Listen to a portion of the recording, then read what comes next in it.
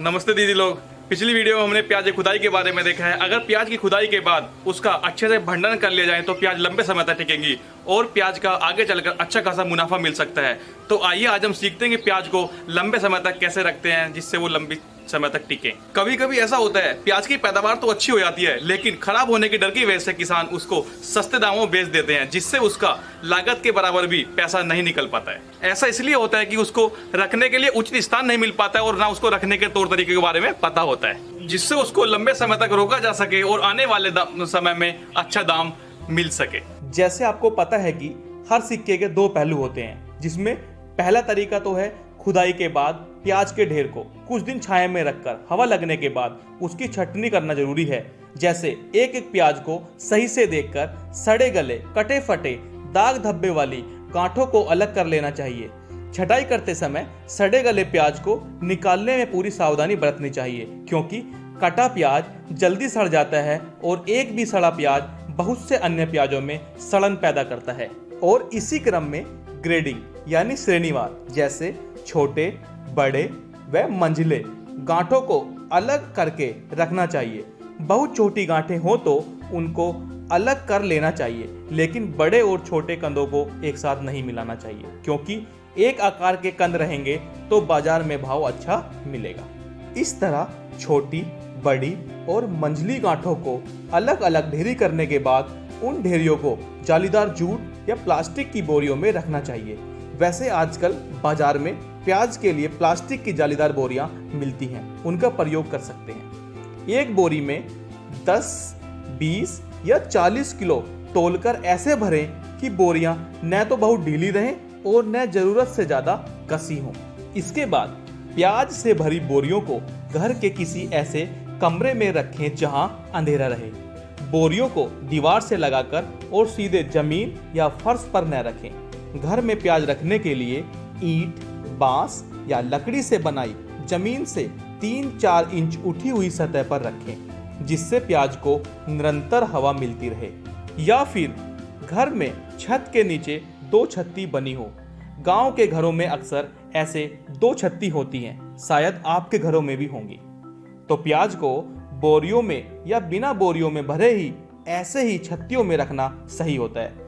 प्याज को जिस विधि से भी रखा जाए हर 10 से 15 दिन में उलट पलट करते रहना चाहिए ताकि गांठों में गर्मी पैदा ना हो।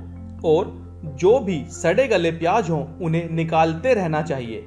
अगर फर्श या छत पर फैलाकर प्याज का भंडारण करते हैं तो 3-4 इंच से ज्यादा मोटी तहना बनाएं और हवा मिलते रहने के लिए खिड़की खुली रखें या ऐसे व्यवस्था करें कि बीच बीच में पंखा लगता रहे।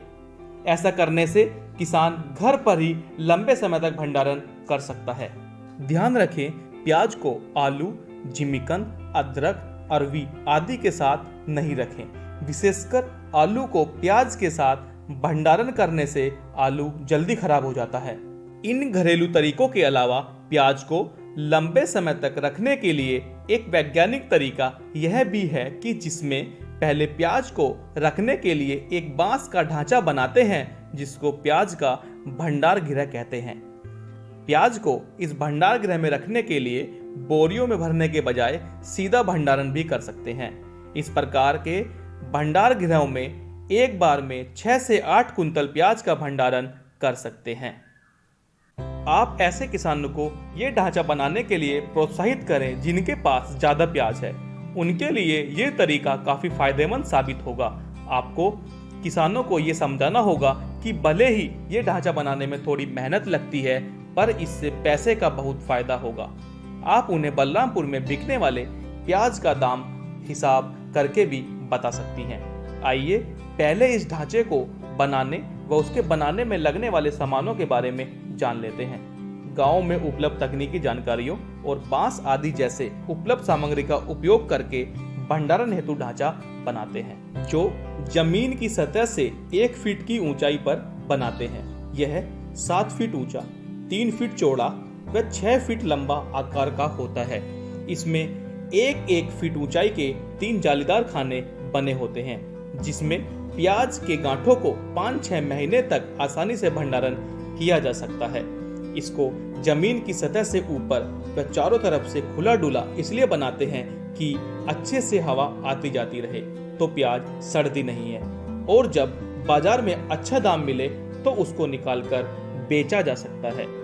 ढांचे को बनाने के लिए 7 फीट ऊंचाई के 12 बांस, 25 से 30 नट बोल्ट की जरूरत होगी। आप किसान को ये सुझाव दे सकते हैं कि किसी जानकार बढ़ई से वो ये बनवा सकते हैं। किसान की मदद के लिए आप उन्हें ढांचे की फोटो भी दिखा सकते हैं ताकि ढांचा बनाने में उनसे आसानी हो। ढांचे को तैयार करने में लगभग 2500 रुपए का खर्च आता है। यदि किसान के पास घर का बांस उपलब्ध है तो खर्च न के बराबर आता है।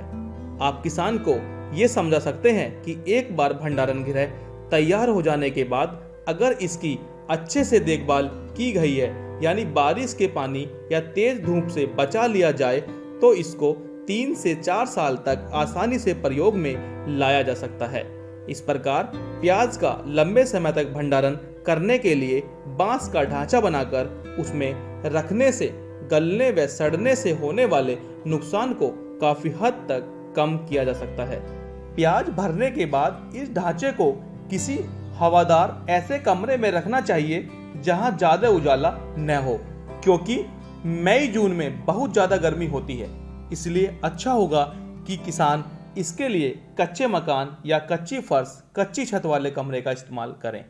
दीदी लोग, हमारा उद्देश्य है किसान की आमदनी बढ़ाना, इसलिए उनको ये भी बताना होगा कि प्याज अप्रैल मई में न बेचकर, क्योंकि उस समय प्याज का दाम बहुत कम होता है, इसलिए उसको इन 5-6 महीनों तक इन तौर तरीकों द्वारा यदि भंडारण करके रखें और प्याज अक्टूबर नवंबर के महीने में बेचें जिस समय दाम अधिक होता है, तो उनको अधिक फायदा होगा।